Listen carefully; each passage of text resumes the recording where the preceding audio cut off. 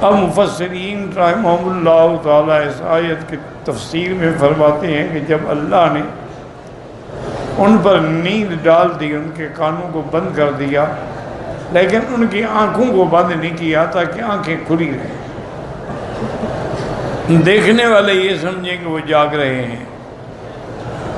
اسی طرح جیسے اللہ فرماتے ہیں، جیسے بعض علماء کہتے ہیں کہ بھیڑیا جو ہے اس کی بھی عادت ہے کہ یہ جب سوتا ہے تو ایک آنکھ بند کر دیتا ہے، ایک آنکھ کھلی رکھتا ہے، پھر اس کو بند کر دیتا ہے، پھر دوسری کھلی رکھتا ہے تاکہ وہ ہر قسم کی بلا سے محفوظ رہے۔ اب اس کے بعد فرماتے ہیں بالسعید وهو التراب والصحیح انه بالفناء وهو الباب۔ انہوں نے کہا کہ سعید جو ہے اس سے مراد مٹی، اصل بات یہ ہے کہ اس غار کا جو آگے منہ تھا نا، اس دروازے پر ان کا کتا جو ہے وہ بیٹھا ہوا تھا۔ یہی کتوں کی عادت بھی ہے کہ دروازوں پہ بیٹھ کے وہ اپنے مالکوں کی حفاظت کرتے ہیں۔ وَكَانَ جُلُوسُهُ خَارِجَ الْبَابِ، اور یہ ان کا کتا جو تھا یہ غار کے باہر دروازے پہ بیٹھا تھا، اندر نہیں داخل ہوا تھا۔ لِأَنَّهُ وَالْمَلَائِكَةُ لَا تَدْخُلُ بَيْتًا فِيهِ كَلْبٌ، چونکہ جس گھر کے اندر کتے ہوں اس کے اندر اللہ کے فرشتے داخل نہیں ہوتے۔ كَمَا وَرَدَ فِي الصَّحِيحِ وَلَا صُورَةٌ وَلَا جُنُبٌ وَلَا كَافِرٌ، اگر کسی کے گھر میں تصویریں لگی ہوئی ہیں یا جنابت کی حالت ہے یا کافر ہے تو فرشتے داخل نہیں ہوتے۔ کما ورد بہ الحدیث الحسن وشملت قلبهم برکتهم فاصابه ما اصابهم من النوم الى تلك الحال، کتے کو بھی ان کا برکت پہنچ گئی، جیسے وہ سو گئے کتا بھی گویا کہ سو گیا۔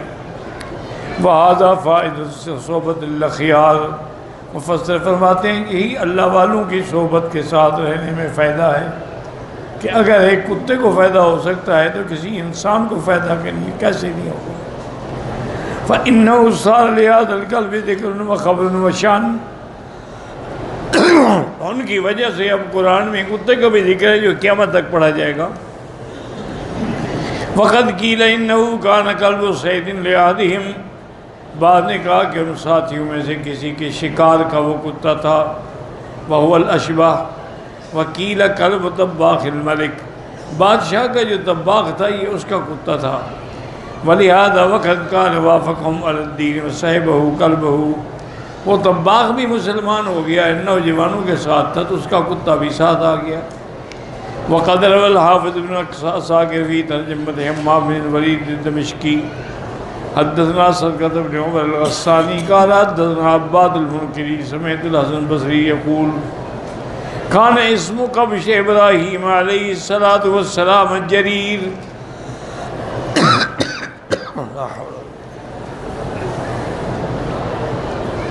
حضرت حسن بصری رحمۃ اللہ علیہ کا یہ قول ہے، وہ فرماتے ہیں کہ حضرت ابراہیم علیہ السلام کے لیے اللہ نے جو اسماعیل کے بدلے میں جنت سے مینڈا بھیجا تھا اس کا نام جریر تھا۔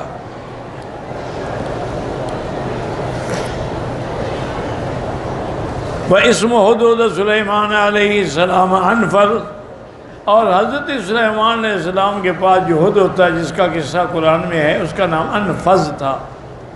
وَإِسْمُ قَلْبُ أَصْحَابِ الْكَهْفِ قِطْمِيرٌ، اور اصحاب الکہف کا جو کتا تھا اس کا نام قطمیر تھا۔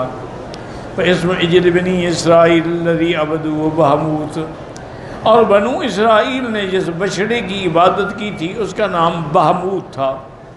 وَهُبِطَ آدم علیہ السلام بالہند، اور جب آسمانوں سے آدم علیہ السلام کو اتارا گیا تو وہ ہند میں اترے۔ وَحَوَّا بِجِدَّةٍ، اور بی بی حوا کو جدے میں اتارا گیا۔ وَإِبْلِيسَ بِدَسْتِ بیسان، اور ابلیس جو ہے وہ دست بیسان ایک مقام ہے اس میں اترا۔ وَالْحَيَّةُ بِأَصْفَهَانَ، اور سانپ جو ہے وہ اصفہان میں۔ وَقَدْ تَقَدَّمَ عَنْ شُعَيْبِ الْجِبَائِ أَنَّهُ سَمَّاهُ حَمْرَانَ، اس کا نام حمران تھا۔ واللہ اعلم۔